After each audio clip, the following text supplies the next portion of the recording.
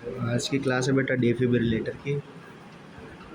Defibrillator ये आपका OT equipment and management का एक टॉपिक है। देखते हैं आज डिफिब्रिलेटर क्या होता है। ये हमारा डिफिब्रिलेटर का एक विजुअल डायग्राम है। ये आप देख लीजिए, ये आपको ओटी में दिखेगा, वार्ड्स में दिखेगा, आईसीयूज़ में दिखेगा। जहाँ पर भी क्रिटिकल केयर होती है पेशेंट्स की, हर एक जगह पर हमें ये देखने को मिलेगा। देखते हैं introduction. Defibrillation is a process in which an electronic device sends an electric shock to the heart to stop an extremely rapid irregular heartbeat and restore the normal heart rhythm. Defibrillation एक ऐसी process है जिसमें एक electronic device क्या करता है, electric shock send करेगा heart को। किस लिए? जो कि हमारे हार्ट की एक्सट्रीम रैपिड और इरेगुलर हार्ट बीट है उसको रोकने के लिए और वापस से हार्ट को नॉर्मल रिदम रिस्टोर करने के लिए। Defibrillation is a common treatment for life threatening cardiac डिसरिथमिया, ventricular fibrillation and Pulsar ventricular tachycardia. जो हमारा डिफिब्रिलेशन है वो एक कॉमन ट्रीटमेंट है एक लाइफ थ्रेटनिंग कार्डियक डिसीज़। कौन कौन सी? पहली कार्डियक डिसरिथमिया, दूसरी वेंट्रिकुलर फिब्रिलेशन और तीसरी पल्सलेस वेंट्रिकुलर टेकिकार्डिया। ये तीनों ही हमारी हार्ट अटैक की सबसे बड़ी ईसीजी हैं। सबसे पहला, अगर हमारी ईसीजी वेंट्रिकुलर फिब्रिलेट कर रही है तो हमें कार्डियक अरेस्ट आता है पेशेंट को। अगर वो पल्सलेस वेंट्रिकुलर टेकिकार्डिया है तो भी पेशेंट हमारा कार्डियक अरेस्ट में जाएगा। और कार्डियक डिसरिथमिया, ये तीन कंडीशन है हमारे कार्डियक अरेस्ट की, और तीनों ही कंडीशन में हमारा डिफिब्रिलेटर यूज़ होता है। नीड फॉर अ डिफिब्रिलेटर, क्या हमें नीड है एक डिफिब्रिलेटर की? Ventricular fibrillation is a serious cardiac emergency resulting from a asynchronous contraction of a heart muscle. जो हमारा वेंट्रिकुलर फिब्रिलेशन है वो बहुत ही सीरियस कार्डियक इमरजेंसी है, जो कि किससे होती है? हमारी एसिंक्रोनस कॉन्ट्रैक्शन। जो हार्ट की मसल्स हैं अगर वो एसिंक्रोनाइज्ड वे में कॉन्ट्रैक्शन करने लगे तो उसकी वजह से क्या होता है? Ventricular fibrillation. Due to ventricular fibrillation there is an irregular rapid heart rhythm. Ventricular fibrillation की वजह से हमारी हार्ट रिदम कैसी हो जाती है? इरेगुलर और रैपिड। ये हमारी नॉर्मल हार्ट बीट है, और ये जो लेफ्ट साइड में है वो हमारी कौन सी है? Ventricular fibrillation. Ventricular fibrillation can be converted into a more efficient rhythm by applying a high energy shock to the heart। जो हमारी वेंट्रिकुलर फिब्रिलेशन है उसको हम लोग बहुत ही एफिशिएंट रिदम में कन्वर्ट कर सकते हैं। कैसे? बहुत ही हाई एनर्जी शॉक को हार्ट को दे करके। अगर बहुत हाई एनर्जी शॉक हम हार्ट को अप्लाई करेंगे फिर जो हमारी वेंट्रिकुलर फिब्रिलेशन की ईसीजी है वो बहुत ही एफिशिएंट रिदम में कन्वर्ट हो सकती है।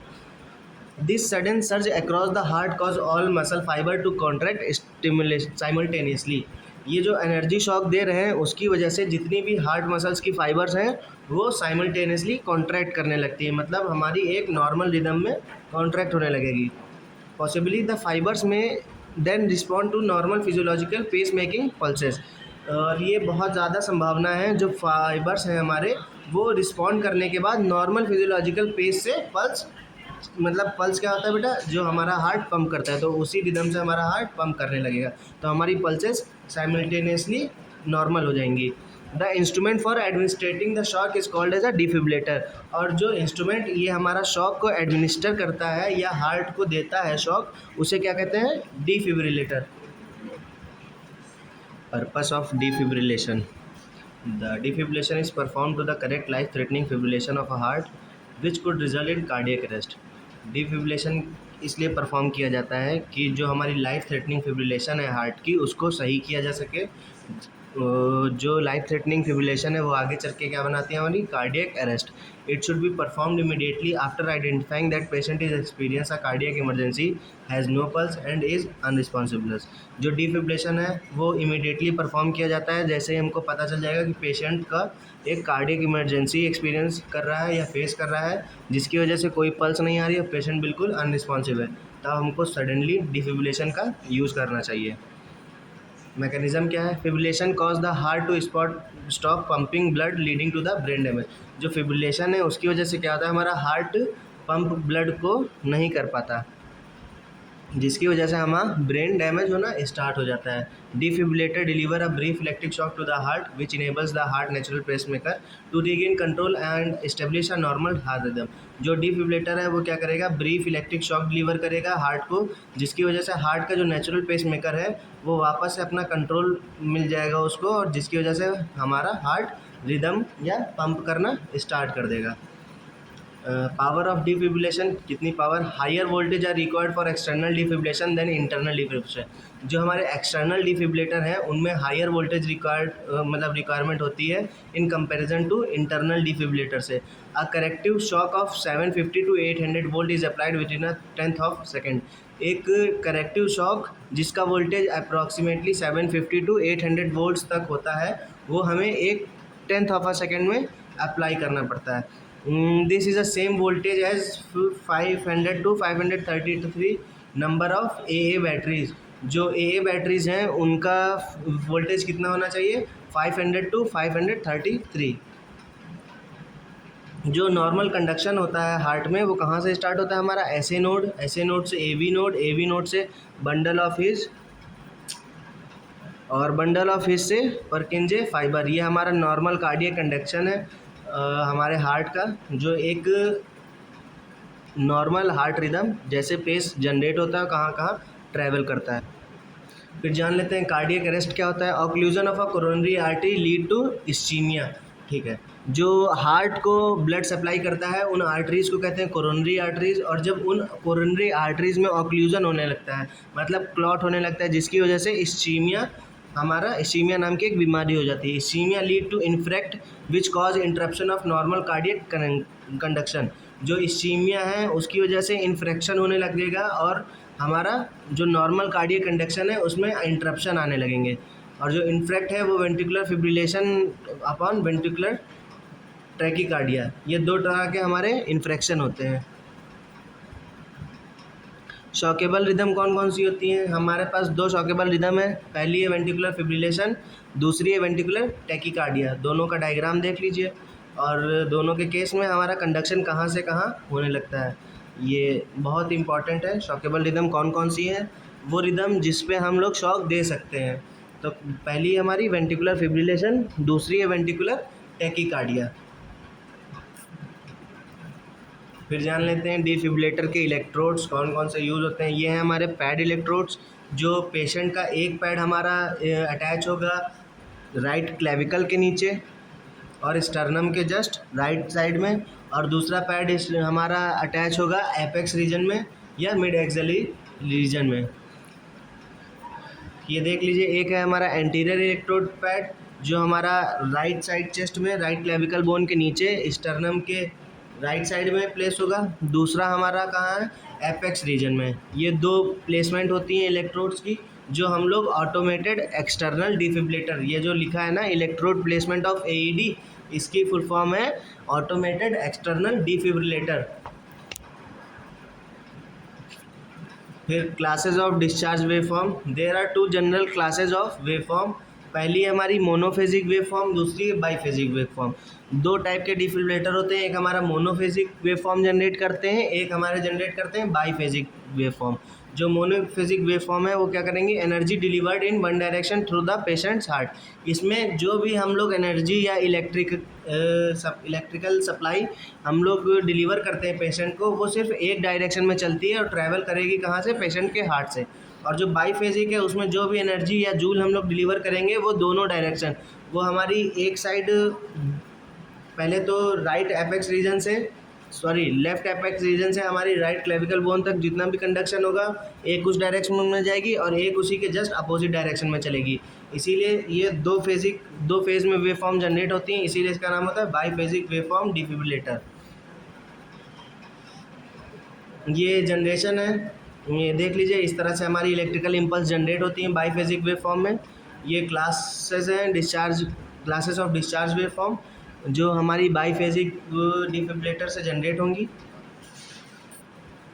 The biphasic waveform is preferred over monophasic waveform to defibrillate. Why, क्यों हम बाईफेजिक को मोनोफेजिक से ज़्यादा प्रेफरेंस देते हैं। The monophasic waveform give a high energy shock up to 360 to 400 joule due to which increased cardiac energy and in burns the chest around the shock pad sides. जो हमारे monophasic है उसमें हमें high amount of energy shock देना पड़ता है, जिसकी वजह से कार्डियक इंजरी होने के चांसेस बढ़ जाते हैं और पेशेंट के चेस्ट पे बर्न्स हो जाते हैं। तो इसी की वजह से हम लोग बाईफेजिक को प्रीफर करते हैं, क्योंकि a biphasic type give two sequential lower energy shock 120 to 200 joule with each shock moving in an opposite polarity between the pad. जो बाईफेजिक है उसमें दो सीक्वेंशियल लोअर एनर्जी शॉक हम लोग डिलीवर करते हैं, जिनकी वैल्यू होती है 120 to 200 जूल्स। और एक शॉक हमारा एक जिस डायरेक्शन में चलेगा, दूसरा उसी के अपोजिट पोलैरिटी जनरेट करेगा दोनों पैड्स के बीच में, जिसमें हमारा कम एनर्जी भी रिक्वायरमेंट होती है और किसी भी तरह का बर्न और कार्डियक इंजरी नहीं होती। टाइप्स ऑफ डिफिब्रिलेटर, दो टाइप के डिफिब्रिलेटर यूज़ होते हैं, एक इंटरनल और एक एक्सटर्नल। इंटरनल डिफिब्रिलेटर वो होते हैं जो हम लोग सर्जिकल प्लेस कर देते हैं, और एक्सटर्नल मतलब बाहर से ही एक बड़ा सा डिफिब्रिलेटर होता है और उसी को यूज़ करते हैं। जो इंटरनल डिफिब्रिलेटर होते हैं उसमें क्या करते हैं, electrode place directly to the heart. जो इलेक्ट्रोड्स होते हैं उनको डायरेक्टली हार्ट में प्लेस कर देते हैं, जैसे पेसमेकर। दूसरा है external defibrillator, external electrodes place directly on the heart, मतलब इसमें हम लोग हार्ट के अंदर नहीं, ऐसे ही चेस्ट के ऊपर से हम लोग यहाँ पर इलेक्ट्रोड्स प्लेस करते हैं। इसका एग्जांपल है एईडी, जिसकी फुल फॉर्म है automated external defibrillator. For each minute elapsing between the onset of ventricular fibrillation and first defibrillation survival decrease by 10%। ठीक, तो इसका मतलब ये है जब पेशेंट को पहली बार वेंट्रिकुलर फिब्रिलेशन आता है और उससे 1 मिनट के अंदर अगर हम उसको डिफिब्रिलेट कर देते हैं तो पेशेंट के सर्वाइवल चांसेस, अगर 1 मिनट लग रहा है तो पर मिनट पेशेंट की सर्वाइवल चांसेस 10% से डिक्रीज़ होने लगते हैं। मतलब मान लीजिए अगर हमारा पेशेंट को 5 मिनट पहले वेंट्रिकुलर फिब्रिलेशन आया है और अगर हम उसको डिफिब्रिलेटर नहीं यूज़ करें तो इसका मतलब पेशेंट के सर्वाइवल चांसेस 50% से डिक्रीज़ हो जाएंगे। पर मिनट 10% चांसेस डिक्रीज़ होते रहते हैं। The defibrillator should be portable, battery operated and small size. जो हमारा डिफिब्रिलेटर है वो पोर्टेबल होना चाहिए, मतलब एक शिफ्टिंग होनी चाहिए उसकी, कोई भी इंसान एक जगह से दूसरी जगह ले जा सके। जहाँ पर उसकी प्लेसमेंट होती है वहाँ से एट द साइट ऑफ जिस बेड पर पेशेंट को कार्डियक अरेस्ट आया या वेंट्रिकुलर फिब्रिलेशन आया वहाँ तक जाना चाहिए। फिर क्या है, बैटरी ऑपरेटेड होना चाहिए। ऐसा नहीं है कि अगर वहाँ पर पावर सप्लाई हमको नहीं मिल रही है तो हम डिफिब्रिलेटर नहीं यूज़ कर सकते। और स्मॉल साइज़ का होना चाहिए जो इजी कैरी कर सके और अच्छे से पोर्टेबल का हो सके। Energy in defibrillator usually stored in large capacitor. जो डिफिब्रिलेटर में एनर्जी स्टोर होती है वो लार्ज कैपेसिटर के अंदर होगी। Total energy stored in capacitor is, जितनी भी एनर्जी है उसका फॉर्मूला होता है 1/2 कैपेसिटर इंटू वोल्टेज स्क्वायर, है ना, जो कैपेसिटर का वोल्टेज है। ऑटोमेटेड एक्सटर्नल डिफिब्रिलेटर, एईडी क्या होता है ये जान लेते हैं।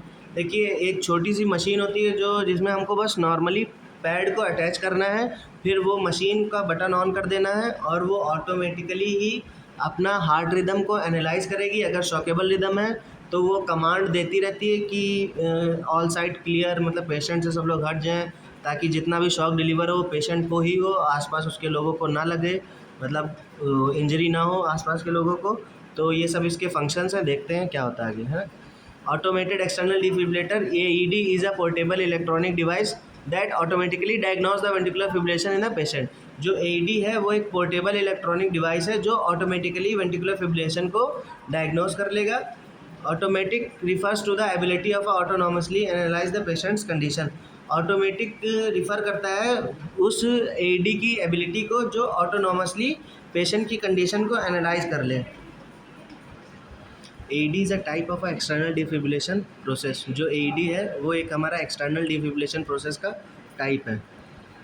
Automatic AED require self adhesive electrodes instead of a hand held pedals. जो एईडी होता है उसमें हमारे पास सेल्फ एडेसिव इलेक्ट्रोड्स होते हैं, ना कि जो हम हाथ से होल्ड करके पेडल्स यूज़ करते हैं डिफिब्रिलेटर में वो। The AED use voice prompt, lights and text message to tell the rescuer what steps you have to the next.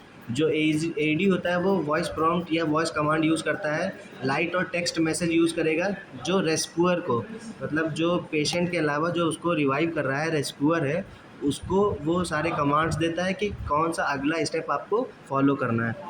Working of AED, कैसे हम लोग एईडी को यूज़ करते हैं। पहले तो टर्न ऑन और ओपन एईडी, पहले तो उसका टर्न ऑन करना है, मतलब स्विच ऑन करना है। फिर AED will instruct the user to connect the electrode pad to the patient. AED क्या करेगा, इंस्ट्रक्ट करेगा यूज़र को सबसे पहले क्या कि आप इलेक्ट्रोड या पैड कनेक्ट करिए पेशेंट से। Avoid touching the patient to avoid false reading by the unit, हमको पेशेंट को टच नहीं करना है, जिसकी वजह से फॉल्स रीडिंग भी वो ले सकता है AED। The AED examine the electrical output from the heart and determine the patient is in a shockable rhythm और नॉट।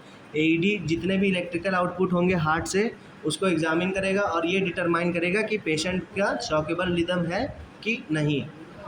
फिर प्रिकॉशंस क्या हमें लेने हैं। The paddle used in procedure should not be placed on women's breast, जो paddle use करेंगे वो हमको वुमेंस के ब्रेस्ट पे नहीं यूज़ करना है। Over and internal pacemaker patients, हमें ये भी इंश्योर करना है कि पेशेंट की कोई चेस्ट सर्जरी ना हुई हो, जैसे कि एक पेस मेकर इम्प्लांटेशन या इस तरह की कोई भी सर्जरी ना हो। Before the paddle is used a gel must be apply to the patient's skin, paddle को यूज़ करने से पहले एक जेली हमको पेशेंट की स्किन पे अप्लाई करनी पड़ती है। Risk in defibrillation, skin burns from the defibrillator paddle are the most common complication of defibrillation. जो रिस्क होते हैं डिफिब्रिलेशन के, सबसे पहला क्या चांसेस रहते हैं हमारे, स्किन बर्न्स। जो डिफिब्रिलेटर के पैडल होते हैं उससे स्किन बर्न के सबसे ज़्यादा मोस्ट कॉमन कॉम्प्लिकेशन है डिफिब्रिलेटर की। Other risk include the injury to the heart muscle, abnormal heart rhythm and blood clot. दूसरे रिस्क है हमारे हार्ट मसल की इंजरी, एबनॉर्मल हार्ट रिदम और ब्लड क्लॉट्स, ये हमारी अनदर रिस्क हैं डिफिब्रिलेटर के। तो ये हमारे रिस्क होते हैं डिफिब्रिलेशन के। एक बार फिर से रिवाइज कर लेते हैं। डिफिब्रिलेटर एक ऐसी मशीन है जो हमारे हार्ट को अलग से इलेक्ट्रिकल शॉक अप्लाई करती है, जिसकी वजह से जो हार्ट में एरिथमियाज होते हैं या वेंट्रिकुलर फिब्रिलेशन होता है या पल्सलेस वेंट्रिकुलर टैकीकार्डिया होता है, उन सबको क्योर करते हैं। दो तरह के डिफिब्रिलेटर होते हैं, एक इंटरनल डिफिब्रिलेटर, एक एक्सटर्नल डिफिब्रिलेटर। इंटरनल डिफिब्रिलेटर हमको सर्जिकली प्लेस करना पड़ता है और एक्सटर्नल डिफिब्रिलेटर बाहर रहते हैं, उसको हम लोग यूज़ करते हैं मैनुअली। और एग्जांपल है एक्सटर्नल डिफिब्रिलेटर का हमारे पास AED, ऑटोमेटेड एक्सटर्नल डिफिब्रिलेटर, जो कि यूज़ होता है कोई भी रोड साइड पेशेंट के क्राइसिस में या मॉल्स में या आइदर हॉस्पिटल छोड़ करके अगर पेशेंट को कहीं भी हार्ट अटैक आता है तो वहाँ पर हम लोग AED नॉर्मली यूज़ कर सकते हैं। इसको यूज़ करना बहुत ही आसान है, उसका वर्किंग भी हम लोग देख लिए हैं। और दो फेज़ के डिफिब्रिलेटर होते हैं, मोनोफेजिक, बाईफेजिक। तो और रिस्क क्या रहते हैं, स्किन बर्न्स और abnormal heart rhythm, heart muscle की इंजरी, ये सब डिफिब्रिलेशन के रिस्क हैं। तो हमारी क्लास आज यहीं पर ख़त्म होती है। Thank you.